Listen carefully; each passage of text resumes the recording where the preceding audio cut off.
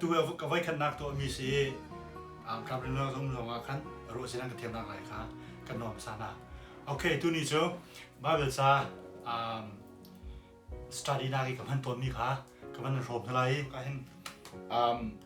interliner Bible สิอามา Hebrew และ Greek และ English เดียวมีสิอีช่างอันที่ต้องเรียนตกอีกันจะกันเบลล์ไปลองกับมันที่กัน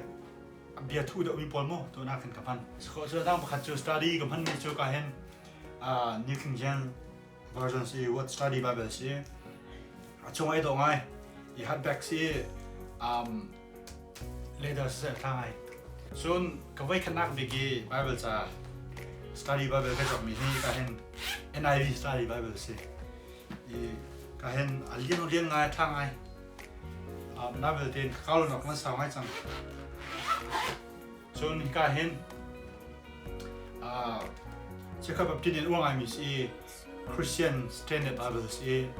มาให้ไว้ก็จะเรียกเราจากส่วนน่าเบื่อเต็นเชื่อซาปีนี้จนเชื่อคนนี้จนอะไรฟังเต็นที่มีสิจะเห็นอันว่าไงก็เห็นAMP version สิเดียBible จะกันเฟียนเราดูมีเด็กๆแค่ป้องเห็นเทือชีนี่ละสิชิมดูมีสิที่แค่คอมเมนต์ทรีปุ่นกี่โมเฟียนอะไรอย่าท่าง่ายเด็กก็จบมีเส้นจนก็เห็นไลฟ์ Bible จนไลฟ์ Bible เที่ยงเนี่ย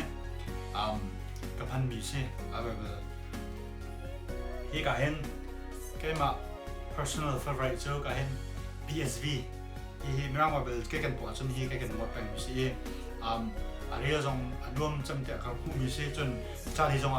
ถ้าจำเดียกันมากรู้นักเส้นNET Bibles อี translation เราอุ้งเช่อีไปลอง US ลองอันรักชอบมีสิ US Amazon อ่ะขึ้นมั้งใกล้ order มีสิ US Amazon อ่ะใกล้ order มีสิทุกจูออสเตรเลียแค่จอกขอเซเว่นจังคลิปฟาโดร์มั้งแบบเดินตัวเดียวเขาจะงานเราลองคันที่ออนไลน์นี่ใกล้ order มีสิ study Bible พุ่งสนาแค่นี้ translation notes สิมา Bible นี่จะได้ที่นักขันBible เห็นอันเล็กมีพวกเห็นอาชีพที่มีแค่อันที่เฟรมเช่นนี้ใช่King James version เนี่ยง่ายแต่ก็จบเองมีสิต้นปลาลงเรียตั้มจากเรียนแล้วอีกทางไงอาจารย์เบลเตให้เรียนแก่หัดดูจบกันมังสมังทุกเรื่องแล้ว NASB New American Standard Bible ที่translation แล้วก็เอาไว้จำมีทุกเปอร์เซ็นต์ที่มีสิมังจากมังทุกเรื่องนั้นว่าไงเป็นมีพันเซ่ก็เห็นNLT Bible CE NLT Bible จูเรียนส่งโฟยจนที่จะปีคริฟ้าสกัดมีโปรเจกต์ขึ้นนะท่าเดี๋ยวที่มี CE ก็ต้องกรอกว่าไงไป Bible จะเอาไว้ที่นักแค่จอกเห็น NLT แค่จอกเห็น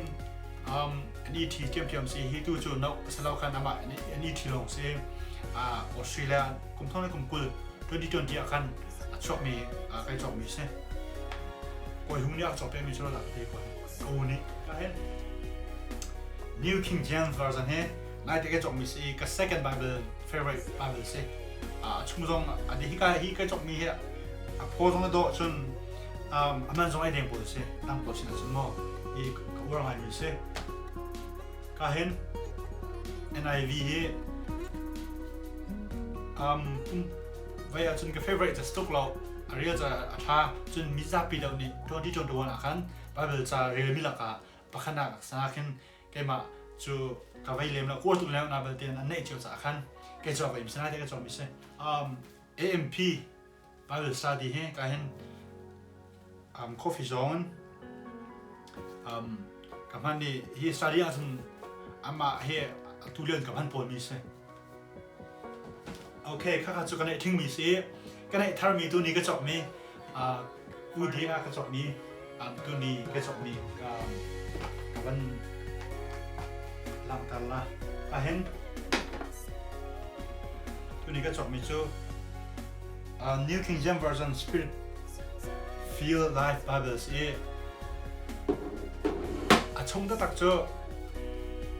กระเรียเราก็ปาลองแค่ cái real ý thật độ ngay xe ý tuần đầu tiên cho các du mi xe na về đến sa cái lần lối Udemy lạc xong các chỗ sa cái long không nạc cái ESV study Bible thế po he man phát chỉ mi xe Osia pa sa cho zal xong mà xe mà Bible cha dong cha cái gì cái phung sơ mà không được cái azari to cái initiate study nak mo ESV study nak xe ý cái này mà tăng để rồi nó tiêu chí mà he cái main stela đã cái study Bible chân ý cái mà phung pa tu tiếng chân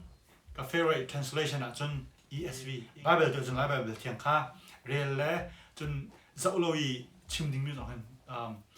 cái word bị tu tiếng chân okay thank you cái long